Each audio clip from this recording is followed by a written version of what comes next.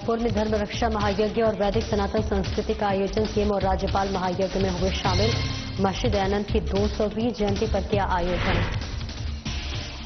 उप मुख्यमंत्री विजय शर्मा के प्रयास से कबीरधाम को मिली सौगात। अग्निशमन के क्षेत्र में मिली बड़ी सौगात। अग्निशमन वाहन को किया रवाना। कोरबा में भूमि पूजन में रखी गई विकास कार्यों की नींव श्रम मंत्री लखनलाल देवांगन ने रखी नींव। सीएम साय के समर्थन से हो रहा कार्य। बिलासपुर में वन मंत्री केदार कश्यप ने किया टाइगर रिजर्व का दौरा। बाघ संरक्षण और पुनर्वास कार्यों पर मंत्री ने की बैठक। ग्रामीण रोजगार और वन प्रबंधन पर की चर्चा। और मनेन्द्रगढ़ के भूपेंद्र क्लब परिसर में अवैध दुकानों पर प्रशासन का शिकंजा। 12 दिन में दुकानें खाली करने का अल्टीमेटम।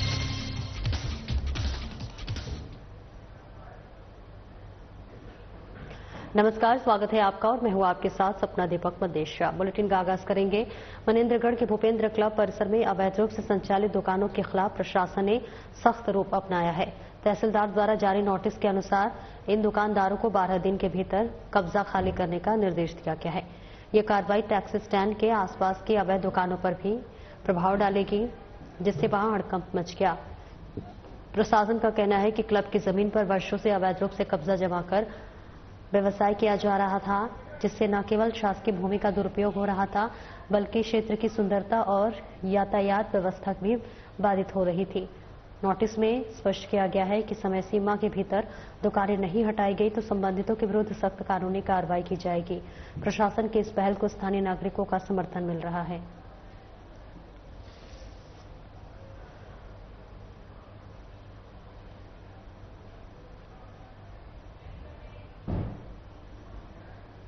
मनेन्द्रगढ़, चिरबरी, भरतपुर जिले सामुदायिक स्वास्थ्य केंद्र पोस्टमार्टम कराने के लिए 1300 रुपए परिजनों ने पैसा लेने का लगाया आरोप था, जहां पर वही साधना प्लस चैनल ने प्रमुखता से खबर को चलाया था, जिस पर मुख्य चिकित्सा अधिकारी मनेन्द्रगढ़ अविनाश खरे मामले को संज्ञान में लेते हुए जांच टीम बनाई गई और वहीं 7 दिन के अंदर रिपोर्ट जांच प्रस्तुत जमा करने को दिया गया है।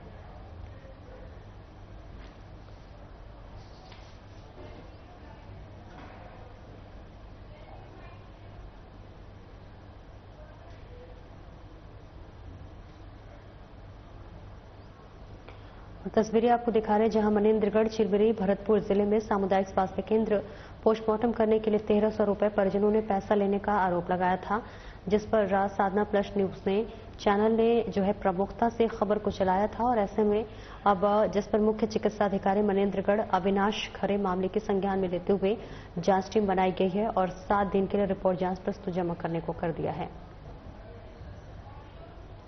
ये गंभीर मामला संज्ञान में आया है और इस पर त्वरित कार्रवाई करते हुए मेरे द्वारा एक जांच दल का गठन कर दिया गया है, जिसको 7 दिवस में अपनी जांच रिपोर्ट प्रस्तुत करने के लिए निर्देशित किया गया है।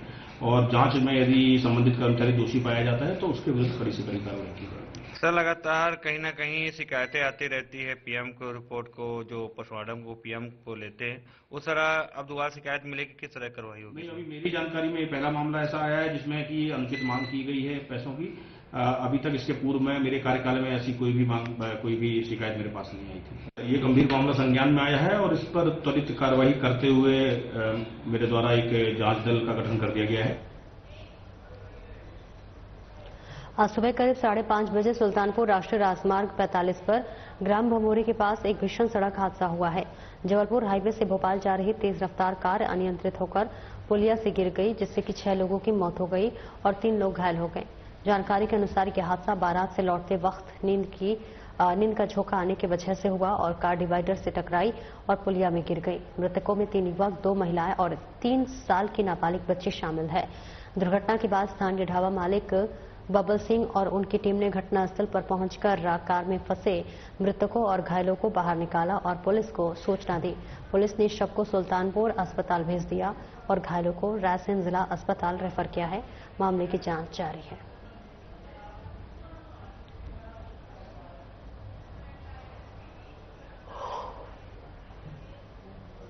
शिवपुरी जिले के बदरवास थाना पुलिस ने बड़ी कार्रवाई करते हुए दीपक धाकड़ नामक आरोपी के घर से अवैध गांजे के पौधे बरामद किए हैं। पुलिस को मुखबिर से सूचना मिली थी कि हरगोविंद धाकड़ के घर में गांजे के पौधे लगाए गए हैं। सूचना पर तत्काल कार्रवाई करते हुए पुलिस ने मौके पर पहुंचकर घर की तलाशी ली, जहां आंगन में 2 हरे रंग के गांजे के पौधे मिले। जब आरोपी दीपक धाकड़ से वैध लाइसेंस मांगा गया तो वह नहीं दिखा सका। पुलिस ने मौके से पौधे को उखाड़कर जब्त किया, जिनका कुल वजन 5 किलो 580 ग्राम और अनुमानित कीमत करीब 1 लाख रुपए बताई गई है। आरोपी दीपक को गिरफ्तार कर लिया गया है, जबकि उसका पिता हरगोविंद धाकड़ मौके से फरार हो गया है। पुलिस उसकी तलाश में जुटी हुई है। आरोपी के खिलाफ एनडीपीएस एक्ट की धारा 8/20 के तहत मामला दर्ज कर लिया गया है।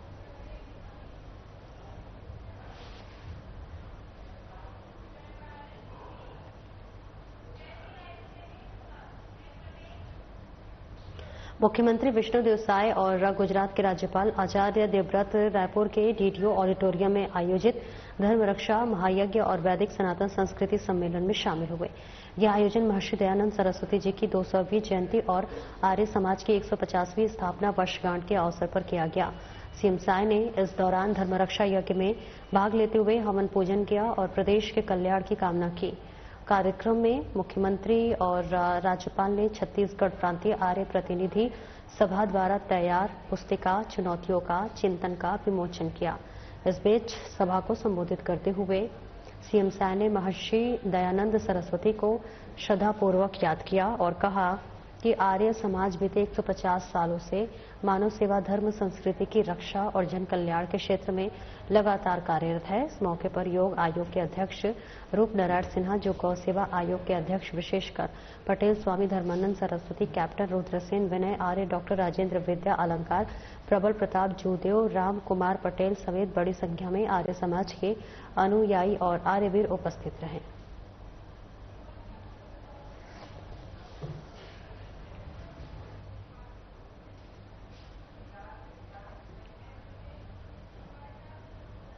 मुख्यमंत्री विष्णुदेव साय की सुशासन मंशा और उप मुख्यमंत्री विजय शर्मा के विशेष प्रयासों से कबीरधाम जिले को अग्निशमन के क्षेत्र में बड़ी सौगात मिली है। जिले को तेल, गैस, बिजली या अन्य अति ज्वलनशील कारणों से उत्पन्न होने वाली आगजनी की घटनाओं से त्वरित और प्रभावी रूप से निपटने के लिए अत्याधुनिक फोम वेंडर सहित अधिक क्षमता वाली 2 नई अग्निशमन वाहन मिली हुई है। इनमें से एक फायर ब्रिगेड वाहन फोम वेंडर यूनिट है, जो जिले को पहली बार उपलब्ध हुई। इसकी क्षमता 6000 लीटर है, जिसमें 500 लीटर फोम टैंक और 5500 लीटर पानी टैंक क्षमता है। इसी प्रकार दूसरी बड़ी फायर ब्रिगेड वाहन की क्षमता 6000 लीटर पानी की है। दोनों वाहन तकनीकी और अत्याधुनिक दृष्टि से लैस है। नगर पालिका अध्यक्ष चंद्र प्रकाश चंद्रवंशी और नगर पालिका पार्षद दुर्गेश अवस्थी ने कहा कि उप मुख्यमंत्री विजय शर्मा के अथक प्रयासों से जिले की सुरक्षा व्यवस्था में एक और सशक्त कड़ी जुड़ी है। इससे आगजनी जैसी आपातकालीन स्थितियों से निपटने में सहायता मिलेगी और आम नागरिकों को बड़ी राहत प्राप्त होगी। उन्होंने कहा कि ये पहल न केवल सुरक्षा के दृष्टिकोण से महत्वपूर्ण है, बल्कि इससे जिलेवासियों के मन में विश्वास और सुरक्षा की भावना भी मजबूत हुई है। राज्य सरकार द्वारा लगातार किए जा रहे विकास और सुरक्षा संबंधी कार्यों से जिले की छवि और भी सशक्त हुई है।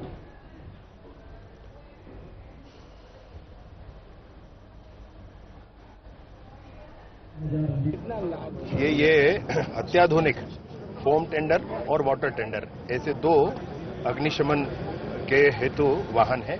हमारे यहाँ एसडीआरएफ में इसकी बहुत आवश्यकता थी। पूरा जिला हमारा गन्ना के किसानों का है और इसलिए इस तरह के संसाधनों की आवश्यकता थी। मैं हृदय से धन्यवाद करता हूं मुख्यमंत्री महोदय का हमारे जिले को ये सौगात देने के लिए। एसडीआरएफ होम डिपार्टमेंट के अंतर्गत आता है और पूरे प्रदेश में ऐसी 20 गाड़ियां भेजी गई, जिसमें से 2 गाड़ियां हमारे जिले कबीरधाम में आई हैं और हमारे जिले में गन्ना की खेती के कारण इसकी बड़ी आवश्यकता भी है। उद्योग, वाणिज्य एवं श्रम मंत्री लखनलाल देवांगन ने कोरबा के वार्ड नंबर 34 परशुराम नगर में आयोजित भूमि पूजन कार्यक्रम के दौरान कहा कि कोरबा की जनता ने हमेशा उन पर अपना विश्वास व्यक्त किया है और उनका आशीर्वाद उनकी सबसे बड़ी पूंजी है। मंत्री देवांगन ने यह भी बताया कि प्रदेश के मुख्यमंत्री विष्णुदेव साय का पूरा समर्थन उन्हें प्राप्त है और उनके द्वारा प्रस्तुत किए गए विकास प्रस्ताव को सीएम साय तुरंत स्वीकृति देते हैं। कार्यक्रम के दौरान मंत्री देवांगन ने वार्ड नंबर 34 और 30 में कुल 61 लाख रुपए लगभग रखी गई आधारशिला। उस बीच इन कार्यों में सीसी रोड और नाली निर्माण शामिल है, जो कि क्षेत्रवासियों की सुविधा के लिए अत्यंत महत्वपूर्ण है। मंत्री देवांगन के साथ महापौर संजू देवी राजपूत, सभापति नूतन सिंह ठाकुर, पार्षदगण और अन्य जन प्रतिनिधि उपस्थित थे। वार्ड 34 के अंतर्गत नाली निर्माण कार्यों की शुरुआत की गई। इसके अलावा वार्ड क्रमांक 30 में शासकीय हाई स्कूल में साइकिल स्टैंड का निर्माण भी किया जाएगा।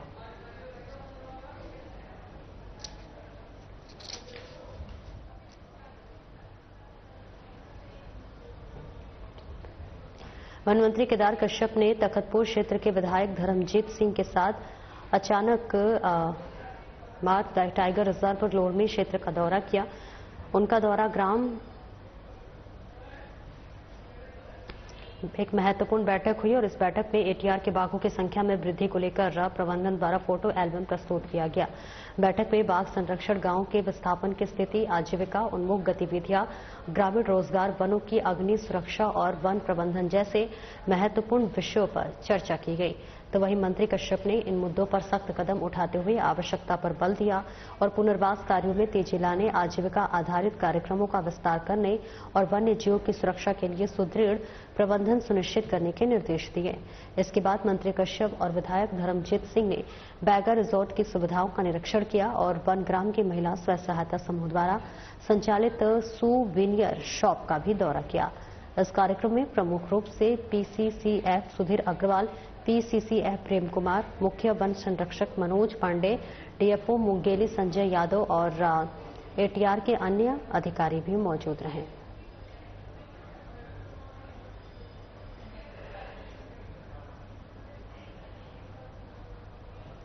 महापौर मीनल चौबे के सतत प्रयासों और समाज हितकारी अभिनव पहल पर प्रदेश के उप मुख्यमंत्री और नगरीय प्रशासन मंत्री अरुण साव ने राजधानी रायपुर के चंगोरा भाटा स्थित नगर रायपुर के सांस्कृतिक भवन में महतारी सिलाई केंद्र का शुभारंभ किया।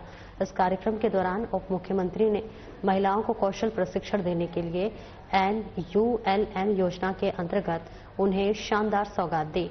इस केंद्र की स्थापना का मुख्य उद्देश्य महिलाओं को स्वरोजगार के अवसर देना है ताकि वे आत्मनिर्भर बन सके। महापौर मीनल चौबे के अथक प्रयासों से लगभग 24 लाख रुपए की लागत से पीकू और सिलाई मशीनों का क्रय किया गया। महतारी सिलाई केंद्र का शुभारंभ करते हुए महापौर मीनल चौबे ने उप मुख्यमंत्री अरुण साव, सांसद बृजमोहन अग्रवाल, रायपुर दक्षिण विधायक सुनील सोनी और अन्य जन प्रतिनिधियों का आभार व्यक्त किया।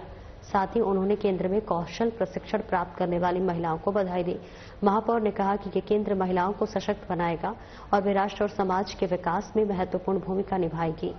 कार्यक्रम में निगम आयुक्त विश्वदेव, सभापति सूर्यकांत राठौर, राज्य अल्पसंख्यक आयोग के अध्यक्ष अमरजीत सिंह छाबड़ा सहित NULM और निगम टीम भी मौजूद थे।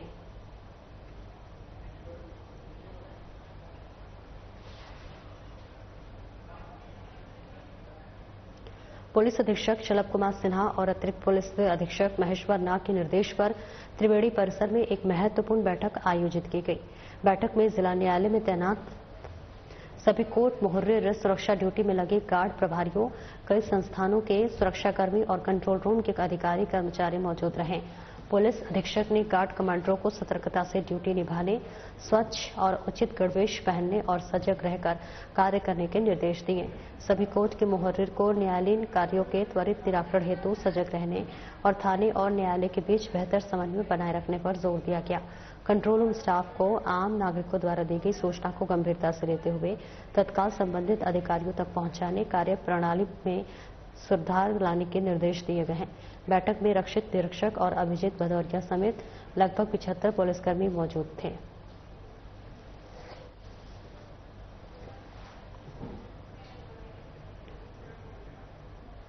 महासमुंद जिले की बसना पुलिस और एंटी नारकोटिक्स टास्क फोर्स ने 8 लाख रुपए मूल्य की 40 किलो गांजा सहित 2 अंतर्राज्यीय तस्करों को गिरफ्तार किया है। गिरफ्तार आरोपियों में रामकिशन बिश्नोई जो कि राजस्थान के फलोदी जिले का निवासी है और मनीष देवाशी जो कि राजस्थान के ही निवासी हैं शामिल है। दोनों आरोपी ओडिशा से राजस्थान गांजा तस्करी कर ला रहे थे। पुलिस ने वाहन चेकिंग के दौरान इन आरोपियों को पकड़ लिया और एक टियागो कार भी जब्त की है। आरोपियों के खिलाफ NDPS एक्ट के धारा 20 के तहत कार्रवाई की जा रही है।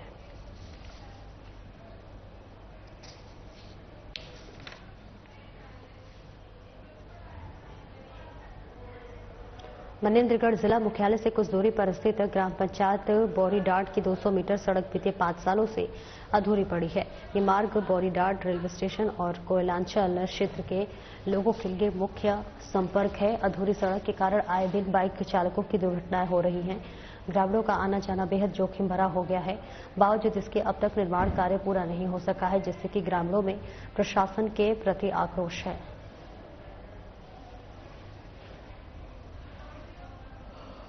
जो जमीन की रोड बनी हुई है जिस जमीन में, वो पट्टे की जमीन है और जिसका पट्टा है उस व्यक्ति ने रोड बनने जब उधड़ गई थी, रोड को पूरा खोदा गया था नया रोड बनाने के लिए, तो उसके बाद फिर उस व्यक्ति ने वहां पर स्टे लगा दिया, जिसकी जो मालिक है जो रोड का, उसके बाद उसकी वजह से इसमें थोड़ा सा विवाद हुआ था और बाकी रोड इसीलिए छूटी हुई है। किस साल से रोड लगभग अधूरी पड़ी पिछले है? 5 साल से छूटी हुई है, 5 साल लगभग हो ही गए हैं। अभी आप जनपद सदस्य बन के आए हैं, किस तरह ये रोड को लेकर जनता की लगातार मांग हो रही, किस तरह मांग हो रही है जनता की? इसमें तो ये बहुत बड़ी चीज है हमारे लिए, क्योंकि वहाँ बहुत आए दिन एक्सीडेंट भी होते हैं, कुछ लोग गिरते हैं, कुछ लोगों का हाथ पैर भी टूटा है उस जगह पे, और जिनकी जमीन है उनसे भी बात हो रही है कि आप थोड़ा उसके लिए हमको जमीन दे रोड के लिए, और उनकी कहीं पे हम दूसरी जगह उनको थोड़ा सा एडजस्ट करें इस सब चीज के लिए। छत्तीसगढ़ के सुपरस्टार और पद्मश्री से सम्मानित अभिनेता अनुज शर्मा की फिल्म सुहाग इन दिनों बॉक्स ऑफिस पर धमाल मचा रही है। 18 अप्रैल को रिलीज हुई इस पारिवारिक फिल्म ने रिलीज के तीसरे दिन भी हाउसफुल शो के साथ शानदार प्रदर्शन जारी रखा। भीषण गर्मी और तेज धूप के बावजूद दर्शकों की लंबी लाइनें सिनेमा घरों के बाहर देखने को मिली। अनुज शर्मा खुद अपनी पूरी टीम के साथ सिनेमा घरों में पहुंचकर दर्शकों का आभार व्यक्त कर रहे हैं, और वहीं जब दर्शकों ने अपने चहेते स्टार को सामने से देखा तो खुशी से झूम उठे। तो वहीं अनुज शर्मा को ये फिल्म करीब 3 साल बाद रिलीज हुई है, ऐसे में दर्शकों का उत्साह 2 गुना हो गया है। सुहाग एक पारिवारिक पृष्ठभूमि पर आधारित फिल्म है, जिसमें छत्तीसगढ़ की ग्रामीण संस्कृति, किसानी जीवन और पारंपरिक त्योहार और शादी के साथ वचनों जैसे विषयों को खूबसूरती से दर्शाया गया है। दर्शक इस फिल्म को अपने पूरे परिवार के साथ देखने आ रहे हैं और हर शो में भावनाओं की गहराई से जुड़कर कहानी का आनंद ले रहे हैं। फिल्म की कहानी, संवाद और संगीत दर्शकों के दिलों को छू रहे हैं। भावनात्मक दृश्यों से कई दर्शक भावुक होकर रो पड़ते हैं, जो फिल्म की गहराई और प्रभाव को दर्शाता है। सुहाग छत्तीसगढ़ी सिनेमा के एक बड़ी उपलब्धि साबित हो रही है, जो कि स्थानीय संस्कृति और पारिवारिक मूल्यों को जीवंत करती है।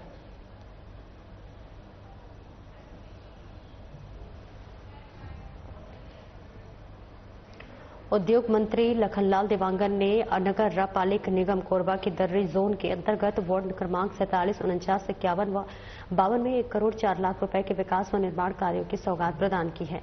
कैबिनेट मंत्री लखनलाल देवांगन के मुख्य आतिथ्य और महापौर संजू देवी राजपूत की अध्यक्षता में आयोजित भूमि पूजन कार्यक्रम के दौरान इन विकास कार्यों का भूमि पूजन उनके द्वारा किया गया है और नगर पालिक निगम कोरबा द्वारा 25 लाख रुपए की लागत से वार्ड क्रमांक 47 जमनी पालिक में कांजी हाउस का जीर्णोद्धार और विकास का कार्य किया जा रहा है। इसी प्रकार वार्ड क्रमांक 49 आगार खान में सांस्कृतिक मंच के पास 25 लाख रुपए की लागत से सामुदायिक भवन किचन शेड का निर्माण, वार्ड क्रमांक 51 सरदार वल्लभ भाई पटेल नगर में सामुदायिक भवन के ऊपरी तल पर 25 लाख रुपए की लागत से हॉल व कक्ष का निर्माण और वार्ड क्रमांक 25 दर्री खार में 25 लाख रुपए की लागत से सामुदायिक भवन का निर्माण कराया गया है।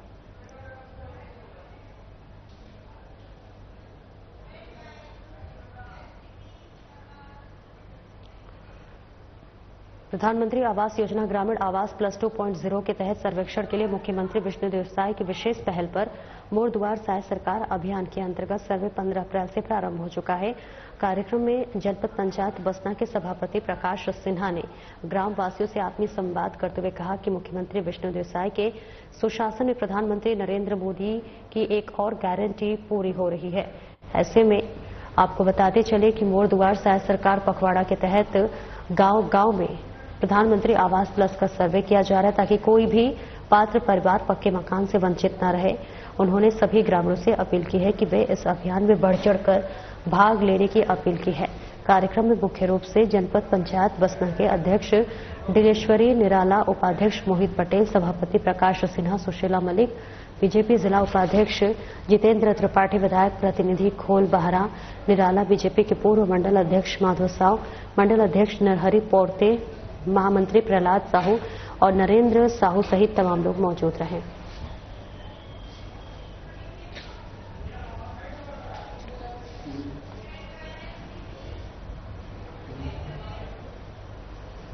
मनेंद्रगढ़ चिरमिरी भरतपुर जिले मनेंद्रगढ़ रेलवे स्टेशन परिसर में बिजली ग्राम कोठी युवक ने फांसी लगाया।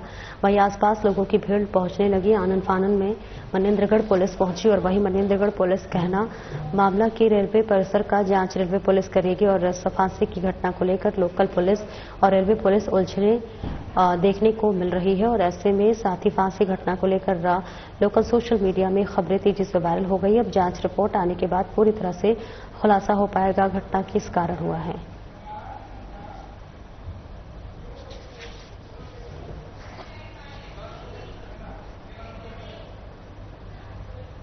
उप मुख्यमंत्री अरुण साव ने मुंगेली के लोरमी विकासखंड के 28 शासकीय स्कूलों में स्मार्ट क्लासरूम का शुभारंभ किया। उन्होंने लोरमी विकासखंड के शासकीय उच्चतर माध्यमिक विद्यालय बैगा कापा में आयोजित कार्यक्रम में सभी स्मार्ट क्लासरूम का विधिवत शुभारंभ किया। उन्होंने स्मार्ट क्लासरूम में अध्ययन अध्यापन की सुविधाओं को देखा और इसके लिए स्थापित किए गए तकनीकी उपकरणों की सराहना की। एचडीएफसी बैंक और एआरओ फाउंडेशन के सहयोग से स्कूलों में स्मार्ट क्लासरूम बनाए गए हैं और उप मुख्यमंत्री अरुण साव ने स्मार्ट क्लासरूम का शुभारंभ करते हुए कहा कि स्मार्ट क्लासरूम से बच्चों की पढ़ाई में रुचि और सीखने की क्षमता बढ़ेगी। इसके जरिए वे अपने विषयों को और अधिक अच्छे से समझ सकेंगे।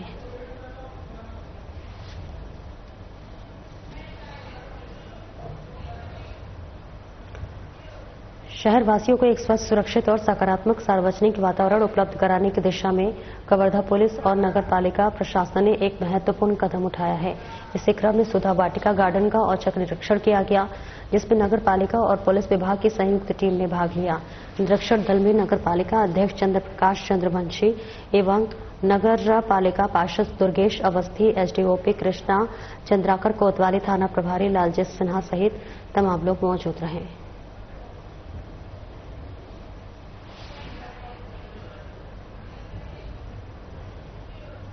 कांकेर जिले के ग्राम भोईगांव रेत खदान में 2 चेन माउंटेन लगातार 24 घंटे अवैध उत्खनन और परिवहन किया जा रहा है, जिसकी वजह से पर्यावरण को भारी नुकसान उठाना पड़ रहा है। कुछ दिन पहले प्रशासन ने रेत के अवैध कारोबार पर बड़ी कार्रवाई की थी और इसी के साथ एसडीएम, तहसीलदार सहित खनिज विभाग की टीम ने छापेमारी कार्रवाई कर चैन माउंटेन का सील कर दिया था।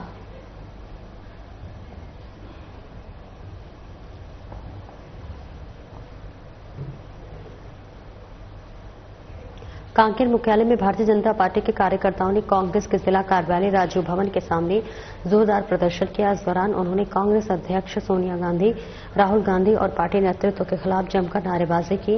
बीजेपी नेताओं का आरोप है कि नेशनल हेराल्ड केस में प्रवर्तन निदेशालय द्वारा चार्जशीट दाखिल किए जाने के बाद से कांग्रेस के नेता बीजेपी और उसके राष्ट्रीय नेतृत्व के खिलाफ बेबुनियाद आरोप लगा रहे हैं। बीजेपी नेताओं ने कहा है कि यह मामला वर्ष 2013 में सामने आया था, जब केंद्र में कांग्रेस की सरकार थी और उनके अनुसार कांग्रेस उस मुद्दे पर देश को गुमराह कर रही है। प्रदर्शन के दौरान बीजेपी कार्यकर्ताओं और पुलिस के बीच धक्का मुक्की भी हुई है। पुलिस ने स्थिति को नियंत्रित करने की कोशिश की, लेकिन प्रदर्शनकारियों का आक्रोश देखते ही बन रहा था। प्रदर्शन के दौरान भाजपाइयों ने कांग्रेस और उसके नेताओं को जमकर निशाने पर लिया।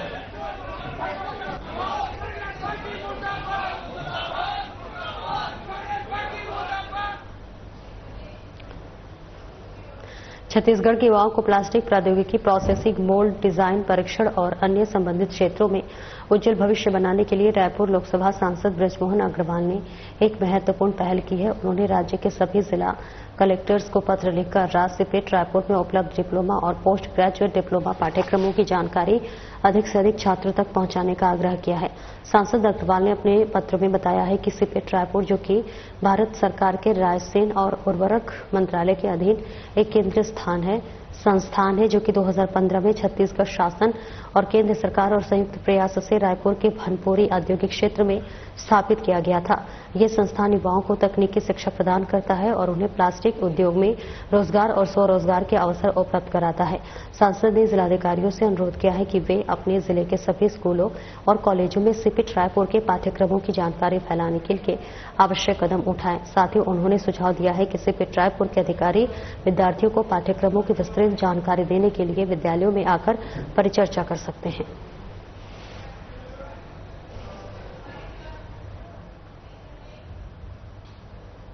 फिलहाल इस बुलेटिन में इतना ही। नमस्कार।